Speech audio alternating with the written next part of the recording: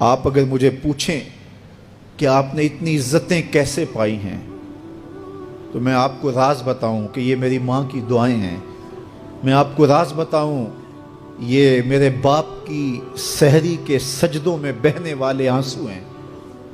میں بتاؤں کہ یہ میرے اساتذہ کی شفقتیں ہیں، میرے مرشد کی نگاہ ناز ہے.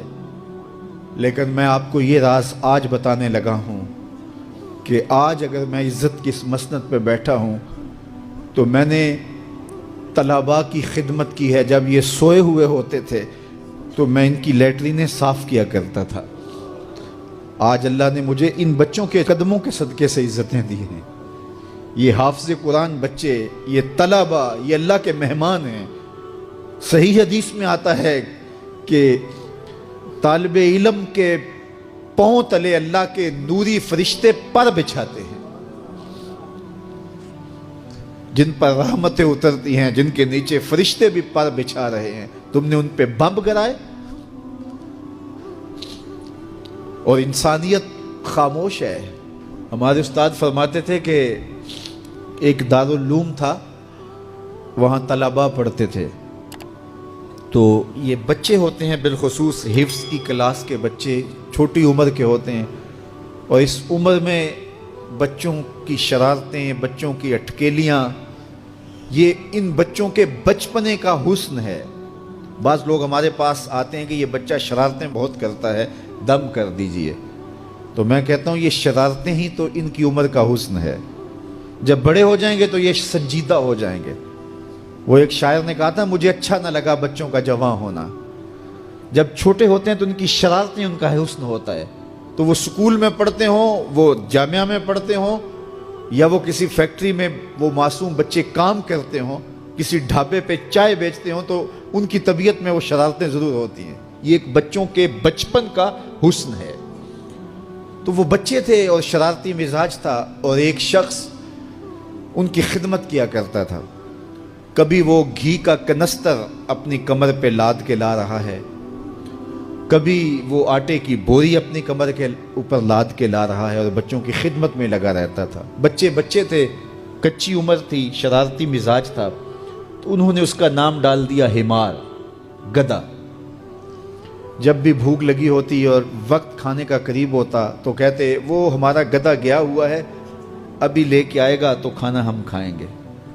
تو آپس میں انہوں نے اس شخص کا نام جو ان کا خدمت گزار تھا گدھا رکھ دیا.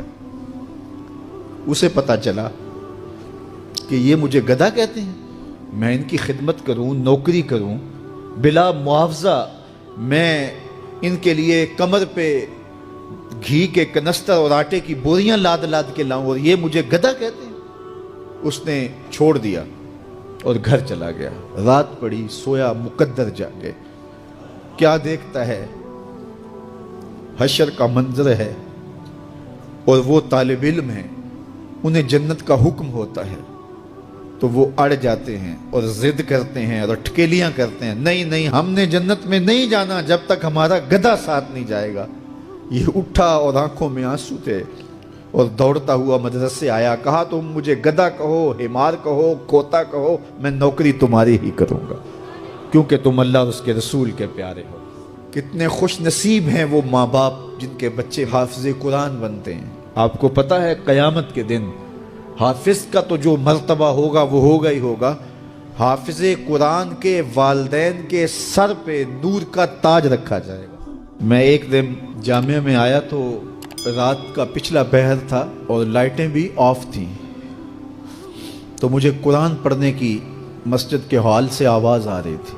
تو میں رک گیا اور جا کر کے دیکھا تو مجھے کچھ دکھائی نہ دیا. خیر میں نے لائٹیں جلائیں تو پھر بھی مجھے کوئی بچہ بیٹھا نظر نہ آیا جو قرآن پڑھ رہا ہو. لیکن جس سمت سے آواز آ رہی تھی میں اس سمت بڑھا. تو میں جب آگے گیا تو دیکھا کہ ایک بچہ سویا ہوا قرآن پڑھ رہا ہے. ان کے تو خوابوں میں بھی قرآن ہوتا ہے. یہ تو جنت کی چڑیاں ہیں. حضور نے فرمایا اللہ اس شخص کے چہرے کو تر و تازہ رکھے جس نے میرے سے کوئی حدیث سنی، پھر جیسے سنی اس کو ویسے آگے پہنچا دیا. اور آقا کریم نے فرمایا بعض بات سنانے والا اس پر اتنا پہنچ کے عمل نہیں کرتا جتنا پھر سننے والا اس کے اوپر عامل ہو جاتا ہے. تو جب حضور نے دعا دی ہے کہ اللہ اس شخص کے چہرے کو تر و تازہ رکھے جس نے میری حدیث کو، میرے فرمان کو سنا اور ایسے ہی آگے پہنچا دیا، تو پھر موت کی سختیاں بھی اس کے چہرے کی تر و تازگی ختم نہیں کر سکتی، پھر قبر کے لمحے بھی اس کے چہرے کی تر و تازگی کو ختم نہیں کر سکتے. حشر کے دن لوگوں کے چہرے مرجھائے ہوں گے، جس کو رسول اللہ کی دعا ہے اس کا چہرہ اس دن بھی تر و تازہ ہو.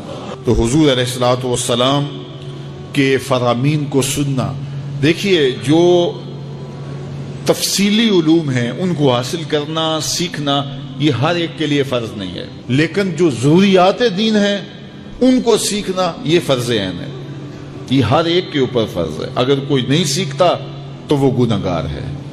اور اس میں نماز کے مسائل ہیں، روزے کے مسائل ہیں، حج کے مسائل ہیں، زکوٰۃ کے مسائل ہیں، اگر کاروبار کرتا ہے تو بیع و شراء کے مسائل ہیں، اور کفر اسلام کی ضروری باتیں ہیں کہ کفر کیا ہے، اسلام کیا ہے. تو یہ ساری ضروری چیزیں جو ہیں ایمانیات سے جو تعلق رکھتی ہیں، ان کا سیکھنا جو ہے ضروری علوم کا یہ ہر ایک کے اوپر فرض ہے.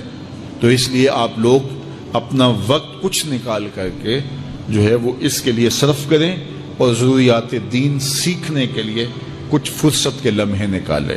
لوگ کتنے طویل ڈپلومے کرتے ہیں، کاروبار سیکھتے ہیں، کن کن علوم میں مہارت ہے جو ہمارے لیے بالکل غیر ضروری ہے. کسی نوجوان کے پاس بیٹھ جاؤ نا تو وہ تمہیں بتائے گا کہ کس کرکٹر نے کس میچ میں کتنے سکور کیے تھے.